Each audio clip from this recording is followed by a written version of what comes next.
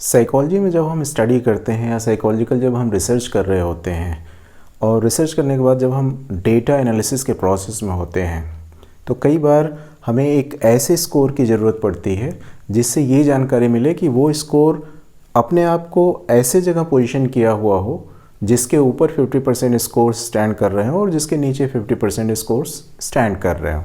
Statistic की भाषा में यह मध्यांक या मीडियन कहलाता है। मीडियन किसी डेटा का वह स्कोर जिसके ऊपर 50% स्कोर्स हों और जिसके नीचे 50% स्कोर्स हों। वह स्कोर मिडिल में एग्जिस्ट करता हो, मिडिल में स्टैंड करता हो, मिडिल में पोजीशन करता हो। तो चलिए आज के साइको टॉक में मीडियन पर चर्चा करते हैं और यह जानते हैं कि मीडियन क्या है, मीडियन का कैलकुलेशन हम स्टैटिस्टिक्स में कैसे करते हैं, अगर हमारे पास ग्रुप डेटा हो तब हम मीडियन कैसे निकालते हैं, अनग्रुप डेटा हो तब हम मीडियन कैसे निकालते हैं, इसके डिटेल में चर्चा करते हैं। So this is Sanjeev Kumar Singh here with the new topic of psychological statistics that is median.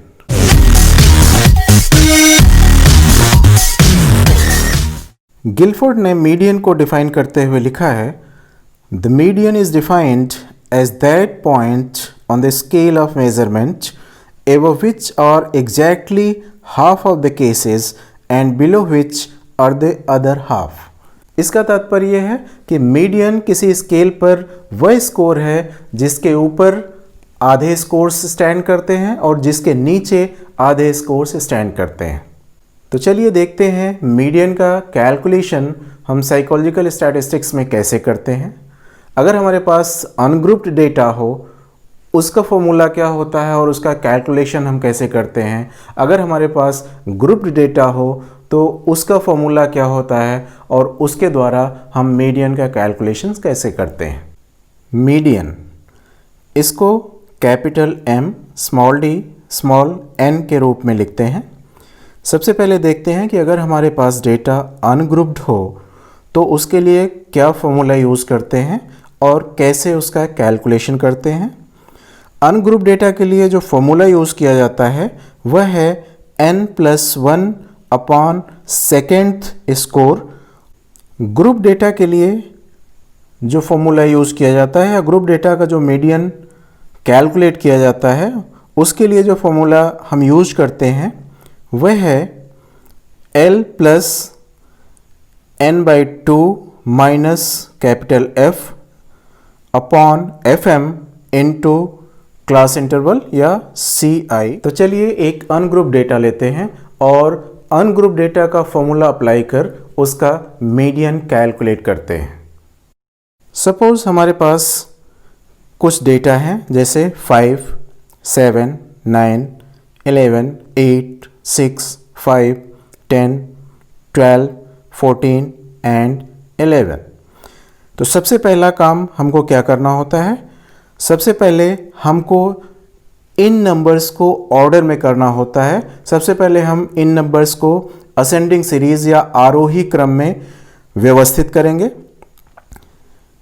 जब हम इसको आरोही क्रम में व्यवस्थित करते हैं तब हमारे स्कोर्स हो जाते हैं 5, 5, 6, 7, 8, 9, 10, 11, 11, 12 एंड 14।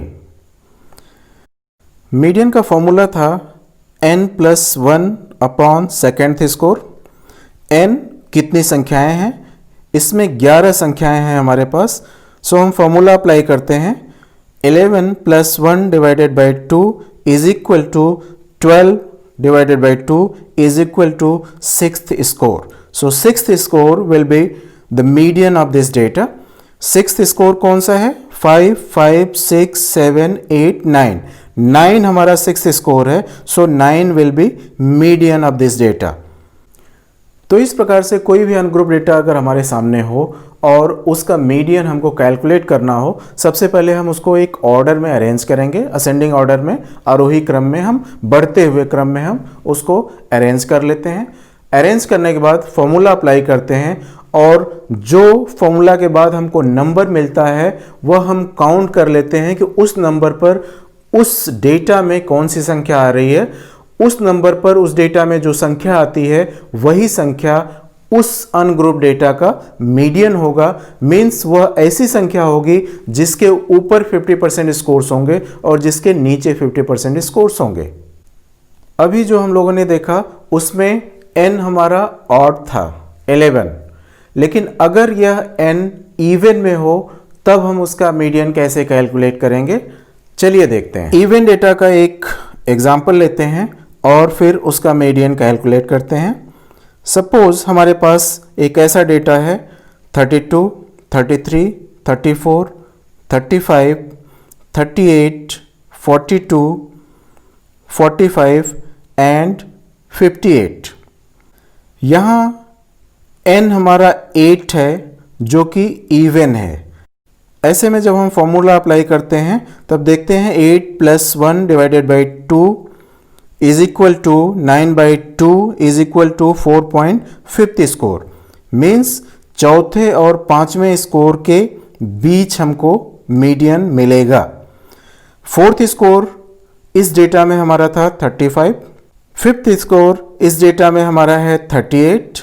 सो अगर 4.5 स्कोर हमें कैलकुलेट करना हो तो हम क्या करेंगे, 35 + 38 divided by 2 is equal to 73 divided by 2 is equal to 36.5। So इस डेटा का मीडियन होगा 36.5। इस प्रकार से अगर हमारे पास ऑड नंबर्स हों या इवन नंबर्स हों और अनग्रुप डेटा हो तो उसका हम मीडियन कैलकुलेट कर सकते हैं। अब चलिए आगे बढ़ते हैं और देखते हैं कि अगर डेटा हमारे पास ग्रुप्ड हो, मीन्स अगर ऐसा डेटा हमारे पास हो जिसमें क्लास इंटरवल्स और फ्रीक्वेंसीज दी गई हों, फिर उसका मीडियन कैसे कैलकुलेट करें। एक एग्जाम्पल के थ्रू समझते हैं कि अगर ग्रुप डेटा है फिर उसका मीडियन कैसे हम कैलकुलेट करें। मान लीजिए हमारे पास डेटा दिया हुआ है। स्क्रीन के लेफ्ट साइड में आप देखेंगे तो एक डेटा दिया हुआ है। यह ग्रुप डेटा है क्योंकि इसमें क्लास इंटरवल्स और फ्रीक्वेंसीज ऑलरेडी दी गई हैं। इसका मीडियन कैलकुलेट करने के लिए सबसे पहले हमको n/2 निकालना होता है। n का तात्पर्य है फ्रीक्वेंसीज का योग या आवृत्तियों का योग। इस एग्जाम्पल में n हमारा 40 है। सो n/2 अगर हम कैलकुलेट करते हैं 40/2 इज इक्वल टू 20। जब n/2 निकल जाता है तब हम यह देखते हैं कि हमारा n/2 किस क्लास इंटरवल में स्टैंड कर रहा है। यहाँ n/2 20 है। नीचे से आवृत्तियों को हम जोड़ते जाते हैं और यह देखते हैं कि 20 किस क्लास इंटरवल या किस वर्गांतर में आ रहा है। चलिए देखते हैं। नीचे से आवृत्तियों को योग करते जाइए। 4 + 4 is equal to 8 + 7 is equal to 15 + 10 is equal to 25। Means 65 और 69 का जो क्लास इंटरवल है इसी में n/2 हमारा स्थित है। इसका मतलब है कि इसी वर्गांतर में हमारा मीडियन अवस्थित होगा। हम सबसे पहले उसको क्लासिफाई कर लेते हैं। जब हम यह निर्धारित कर लेते हैं तब L की वैल्यू देखते हैं। L मतलब उस वर्गांतर की लोअर लिमिट जिसमें मीडियन अवस्थित है। स्टैटिस्टिक में किसी भी स्कोर का रेंज उस स्कोर के 0.5 नीचे से 0.5 ऊपर तक होता है। जैसे एक वैल्यू है 7, इसका मतलब है कि 7 का रेंज 6.5 से 7.5 तक होगा। मीन्स 7 की लोअर लिमिट 6.5 होगी और अपर लिमिट 7.5 होगी।